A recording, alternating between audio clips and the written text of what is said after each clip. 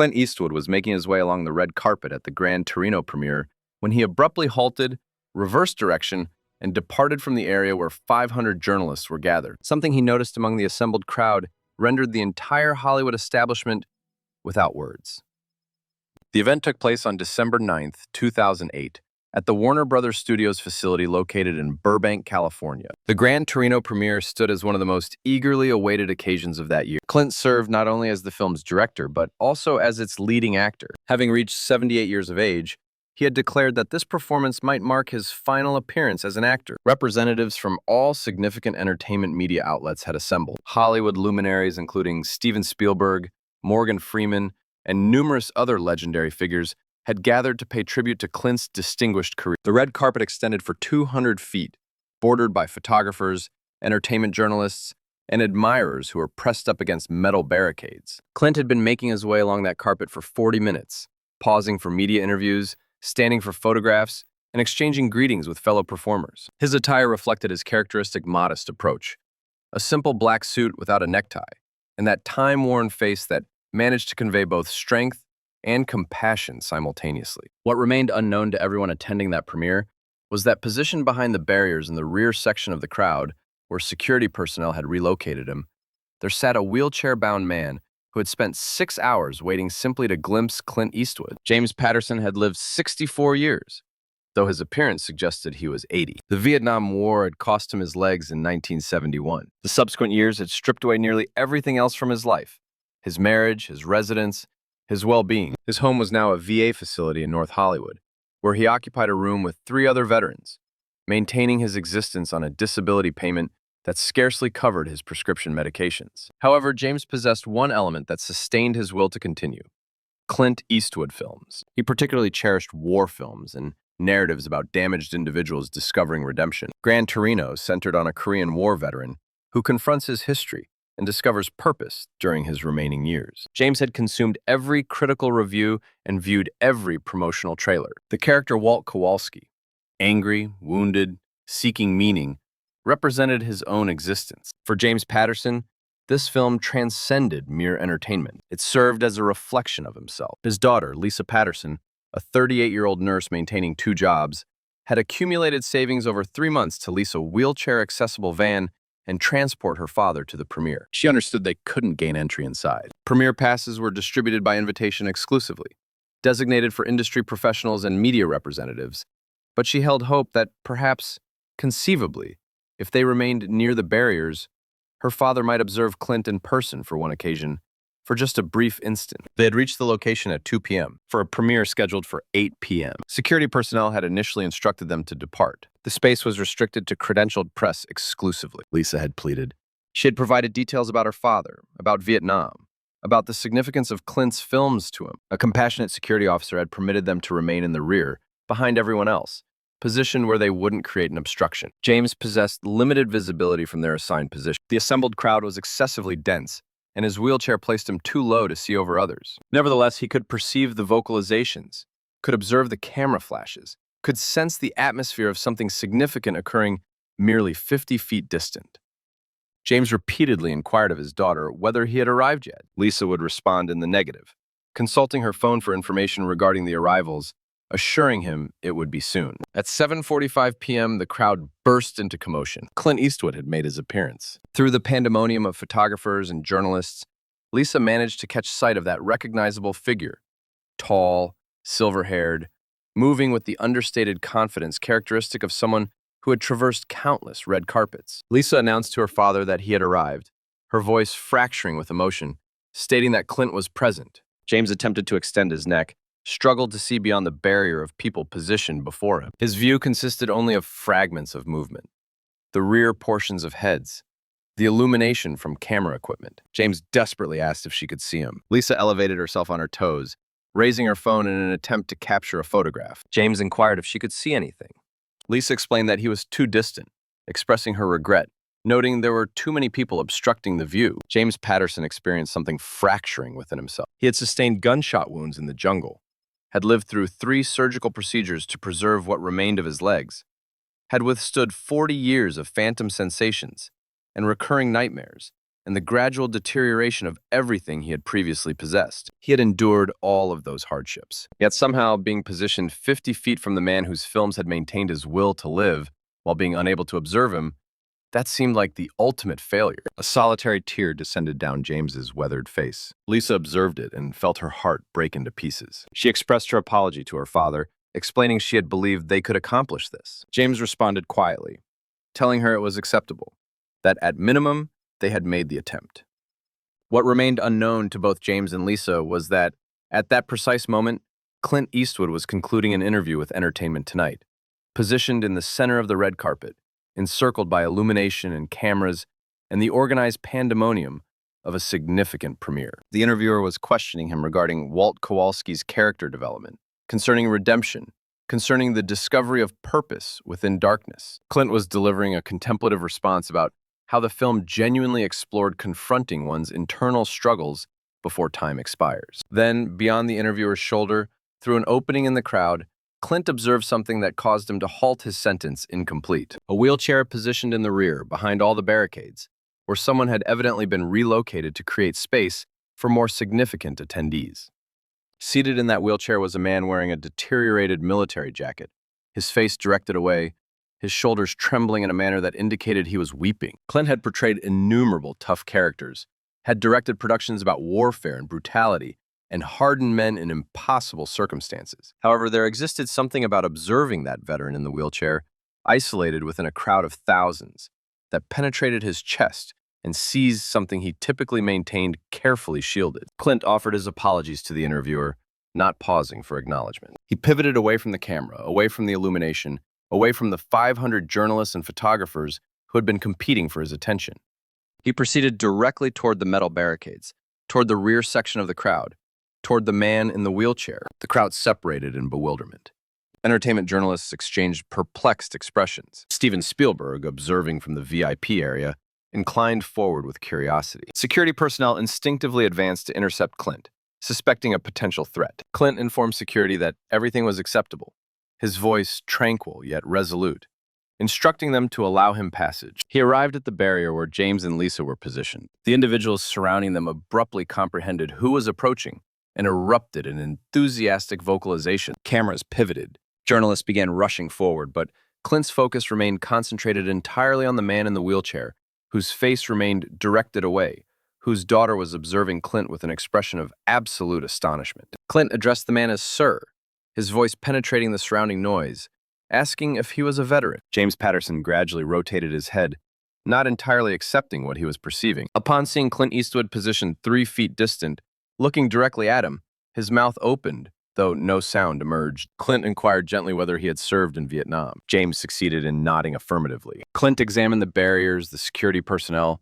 the absurdity of metal bars creating separation between himself and this man. Then he performed an action that would be broadcast repeatedly on news programs for weeks afterward. He leaped over the barrier with remarkable agility for someone aged 78 years and lowered himself beside James's wheelchair. The crowd released a collective gasp. Cameras burst into flashes.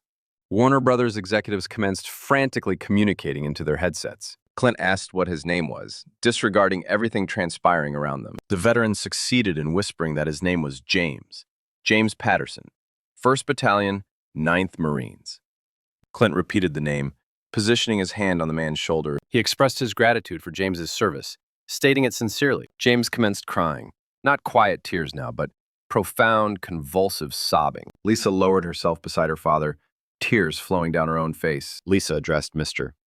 Eastwood, explaining that he possessed no comprehension of the significance of this moment. She described how his films had sustained his father's will to continue, particularly this current film. She explained that he identified strongly with Walt Kowalski's character. She clarified they had merely desired to observe him for a moment, that they hadn't intended to cause disruption. Clint interrupted, asking how long they had been waiting in that location. Lisa acknowledged they had arrived since 2 p.m. Clint observed James, then the wheelchair, then redirected his gaze toward the premiere entrance, where 2,000 individuals in formal attire were anticipating his arrival to commence the screening. Clint asked James whether he had viewed the movie yet. James indicated negatively with his head, addressing him as Sir, explaining they couldn't obtain tickets and had simply desired to be present where the event was occurring. Clint remained quiet momentarily, then, He addressed one of the security personnel who had accompanied him, instructing them to locate David, referencing David Webb, the film's producer. The guard nervously mentioned that the premiere was scheduled to commence in 10 minutes. Clint responded that they should locate David expeditiously,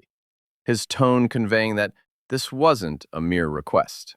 2 minutes subsequently, David Webb was positioned beside Clint at the barrier, appearing stressed and confused. The red carpet interviews had completely ceased. Every camera was now directed at whatever was transpiring in the rear corner with Clint Eastwood and the veteran in the wheelchair. David was addressed calmly by Clint, who informed him they would be postponing the commencement. David responded with confusion, stating they couldn't do that. Clint reiterated that they would be delaying the start, explaining that James would be viewing this film that evening from the front row with Clint seated beside him, and asking if they had mutual understanding. David Webb had collaborated with Clint sufficiently long to recognize when disputing would be futile. He acknowledged with a nod and retrieved his phone. Clint proceeded further, requesting that David investigate which VA facility James resided in and what his circumstances were, asking if he could accomplish that. David observed Lisa, who was now crying openly, and confirmed he could handle it. What transpired subsequently would transform into one of the most discussed moments in premiere history. Clint didn't merely secure James Patterson a seat in the theater. He personally propelled the wheelchair along the red carpet, beyond the photographers, beyond the journalists, beyond Steven Spielberg and Morgan Freeman, and every celebrity in attendance. Warner Brothers executives hurriedly reorganized the front row seating arrangements. Lisa proceeded alongside her father, still incapable of accepting this was occurring. Upon reaching the theater entrance, Clint paused and spoke to the assembled crowd of celebrities and press. He addressed them as ladies and gentlemen, his voice carrying that characteristic Clint Eastwood authority. He introduced James Patterson, explaining he had served in Vietnam with the 1st Battalion, 9th Marines. He stated that James had witnessed things none of them had witnessed, sacrificed things none of them had sacrificed. He announced that tonight, James would be viewing this movie from the front row, because if anyone merited seeing a story about a veteran discovering peace, it was an actual veteran who had been pursuing it for 40 years. The premiere audience, Hollywood's most hardened, most cynical crowd, burst into applause. However, it wasn't courteous, obligatory applause. People were rising to their feet. Some were weeping. Clint pushed James into the theater and positioned his wheelchair in the front row center section. He occupied the seat directly adjacent to him. Lisa sat on James's opposite side. Clint asked James if he was prepared. James whispered that he didn't know what to express. Clint responded that he didn't need to say anything, instructing him to simply watch the movie. For the subsequent 2 hours, Clint Eastwood sat in the theater observing a movie he directed and performed in, but his focus was predominantly on James Patterson's face. He observed the veteran responding to every scene, observed him recoil during the violence, observed him acknowledge during Walt Kowalski's struggle with his past, observed him weep during the redemption arc. When the movie concluded, the theater burst into applause. However, James wasn't clapping. He was gazing at the screen, processing what he'd just experienced. Clint turned toward him, asking what he thought. James looked at Clint with red, swollen eyes, stating simply that it was him, that it was his entire life. The anger, the loneliness, the feeling like he survived the war but died regardless. But he mentioned the ending, pausing as he struggled with his words. The ending provided him something he didn't realize he required. Clint asked what that was. James said it was hope. Hope that it wasn't too late, that he could still possess significance. Clint placed his hand on James's shoulder, telling James that he had always mattered, that some of them just needed a reminder to notice. Following the screening at the after-party that Clint briefly attended before departing, he drew David Webb aside. Clint stated he needed him to do something for him, instructing him to discover everything about James's situation at the VA, medical care, housing, everything. He needed David to quietly establish a fund that covered whatever deficiencies existed, emphasizing not to make it public or transform it into a news story, just to ensure he had what he needed. David asked how much they were discussing. Clint replied, whatever it required. He continued, asking David to discover other veterans in similar circumstances, stating he wanted to know how many James Pattersons existed who couldn't even reach a movie premiere. Over the subsequent 3 months, Clint collaborated with VA organizations to identify veterans who were falling through the cracks, those experiencing housing insecurity, inadequate medical care, or social isolation. He quietly financed a program that provided assistance and connection for veterans in the Los Angeles area. James Patterson became the first recipient, but he was far from the final one. Clint arranged for James to relocate from the shared VA facility to a small apartment with proper accessibility features. He covered the expenses of medical treatments that James's VA benefits didn't fully address. He even secured James a part-time position as a consultant on a veterans documentary Clint was producing. However, perhaps most significantly, Clint visited James regularly, not with cameras, not with press releases, just quiet visits where two men who'd both portrayed soldiers on screen and off could discuss sacrifice, survival, and what it signifies to discover purpose in the aftermath of trauma. Clint told David Webb months later that he had realized something. Walt Kowalski's redemption arc only functions if people like James Patterson get to experience their own redemption arcs. He explained it was easy to create a movie about a character learning to care again, but it was more difficult to actually do it in real life. The story of Clint stopping his premiere for James Patterson did make news, though Clint attempted to keep it low-key. The images of him pushing the wheelchair up the red carpet became iconic. However, most people didn't know about the quiet assistance that followed, the regular visits, the larger program that emerged. James Patterson lived for 7 additional years after that premiere night. During those years, he reconnected with his estranged son, became a volunteer at a local veterans center, and told everyone who would listen about the night Clint Eastwood reminded him that he still possessed value. When James passed away in 2015, Clint attended the funeral. In his eulogy, he stated that James taught him that movies only matter if they connect to real lives. Walt Kowalski found redemption in a script he wrote. James discovered it in the life he lived after they met. One of those stories matters more than the other. The Veterans Assistance Program that Clint quietly established after meeting James has helped over 3,000 veterans in the Los Angeles area. It's financed through residuals from Grand Torino and other Clint Eastwood films. The program's unofficial motto, never publicized but known to those who work there, is that nobody waits in the back anymore. In 2016, a small plaque was installed at Warner Brothers Studios near where the red carpet is set up for premieres. It reads, "In memory of James Patterson, USMC, and all veterans who reminded us to look beyond the barriers. December 9th, 2008. The story of that premiere reminds us that heroism isn't always about the roles we portray on screen. Sometimes it's about the moment we stop performing and start seeing the people we've been too busy to notice. Clint Eastwood could have finished his interview, walked into his premiere, and enjoyed his moment of celebration. Nobody would have blamed him. He had earned it over a 6-decade career. Instead, he saw a veteran crying in a wheelchair, and he made a choice that cost him nothing but time and meant everything to one man who'd been invisible for too long. Grand Torino made over $270 million worldwide. It's considered one of Clint's best films. However, ask Clint about his proudest moment from that movie, and he'll tell you about a premiere that started 40 minutes late because he refused to let another veteran wait in the back. If this story moved you, subscribe and share it with someone who needs to remember that true character shows up in how we treat those who can't do anything for us in return. Have you ever witnessed someone stop their important moment to help someone invisible? Share your story in the comments. Ring that notification bell for more true stories about legends who understood that humanity matters more than Hollywood.